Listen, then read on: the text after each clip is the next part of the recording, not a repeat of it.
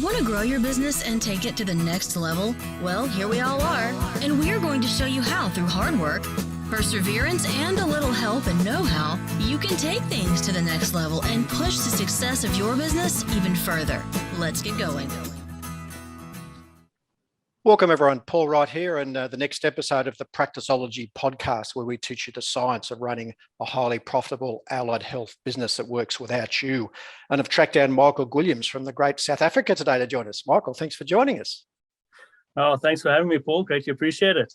Let me do the formal introduction to Michael. Michael studied psychology, believe it or not, for 3 years before completing his Bachelor of Science in Physiotherapy at the University of Cape Town in South Africa. Whilst working in private practice, he studied a diploma of orthopedic manipulative therapy and went on to complete his master's in philosophy of exercise science and sports physiotherapy. So a lot of technical training here.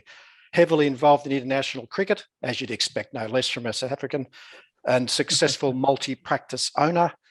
He's now dedicated to helping other physiotherapists learn how to run, build and grow more successful practices through his services and programs at his business, The Physio Consultant. He's also the organiser and host of the International Physiotherapy Leadership Seminar, which is a free platform educating private practice owners on tools and strategies to improve their business. Pretty impressive, Michael. There's no pressure on you. This should be great. Thanks, Paul. Yeah, all right, you're right to go now. Your time, you get the 7-minute deal. You're ready to go. Yeah, let's do it. Michael Gwilliams, who is your ideal client at the Physio Consultant? Well, my ideal client is physiotherapists who they're not running the practice that they always dreamt of having one day, and they're not living the lives that they actually feel that they deserve. And they're open and coachable, and they are willing to make changes in their practice that will actually be able to illustrate in their lives successes that they've always dreamt of having. Beautiful. So question 2. So the problem you solve, not living their best life, what are we solving for them? So, I mean, we know physios are incredibly well-trained medical professionals, but they're not trained as business owners at all. And that's where the physio consultant comes in. We offer business coaching and consulting services for physios to allow them to build, run and grow the dream practices that they've always had, so that they can live those successful lives. Now, success, Paul, can be divided into sort of 3 main categories. You've got your wealth, meaning, and freedom. And your definition of success is going to be very, very different to mine. So if we don't know exactly what that definition is for those practice owners, we're not going to be able to solve the individual problems that they have. Got it. So question 3, with about 5.5 minutes left. So what are the typical symptoms, Michael, people experience when they don't have their success organised? What are they suffering from? I think the main symptom is frustration. I think these physios are often not taking a salary. They often just get whatever's left over at the end of the month. They might feel guilt for not being able to spend enough time with their families or their kids. Their businesses are flatlining, so that they're not getting that year-on-year growth. And they maybe start blaming other external factors such as COVID, for example, for the lack of growth and wealth in their practice. And in general, I think they just feel stagnated and unstimulated in general. So question 4 then. So what are the common mistakes they do when they try and solve this stagnation? What do they do? What are their mistakes? Yeah, good question. There's 3 main areas that are mistakes that they make.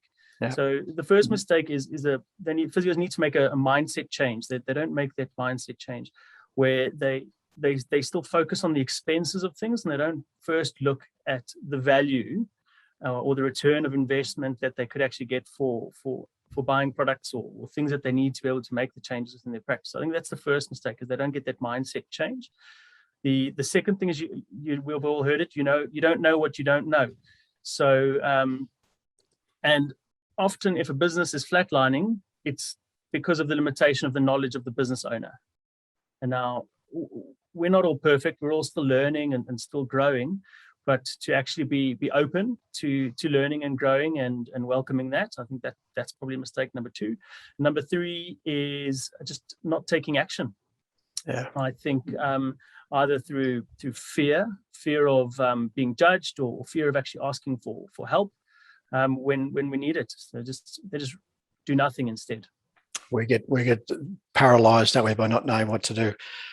Question 5, with about 3.5 minutes left. So what's a valuable free action? What can our listeners and viewers do themselves to help them out of this and to take some control of their lives? What do you suggest they do first? So I think what's valuable for them to do now is to have a very good, clear understanding of what their definition of success is to start with. So I think what they could do is sit down with either their spouse and their business partners, if they've got business partners, sit separate from one another and write a list of the most valuable things that they have, that to them in their lives.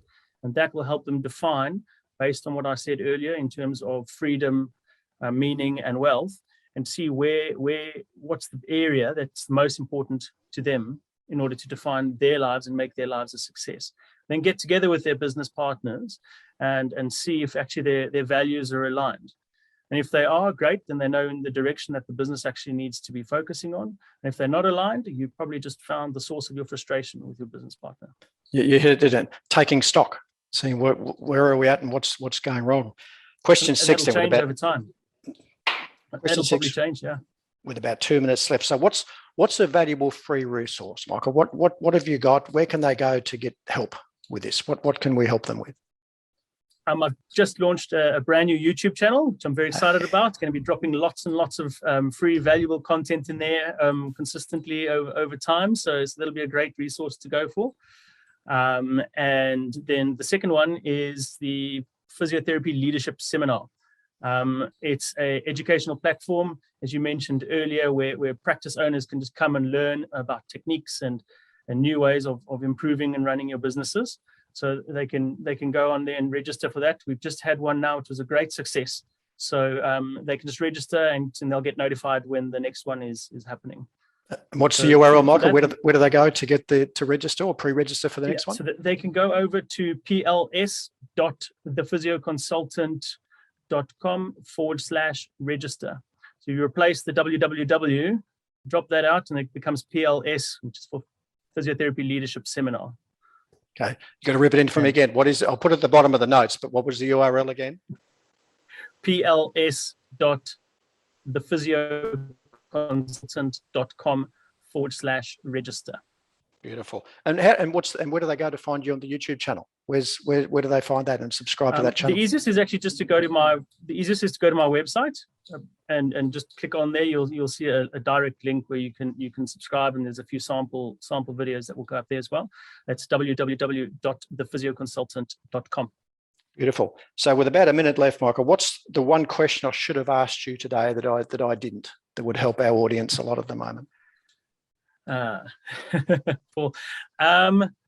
you could have asked me what is the single biggest factor that could move physiotherapists towards their success, and how could they sort of reassure that they're on the right way, on the right path. So what is that? What is that, Michael? The answer is team culture. I think team culture trumps everything, and I'm actually going to be I'm planning on dropping a few ideas of how to improve and maintain team culture on the YouTube channel, so they can keep an eye out there for that.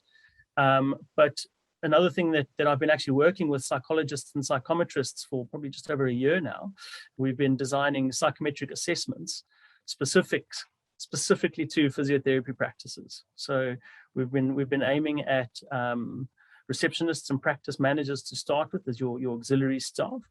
And these tools, they're unbelievably accurate. It's phenomenal what they can do.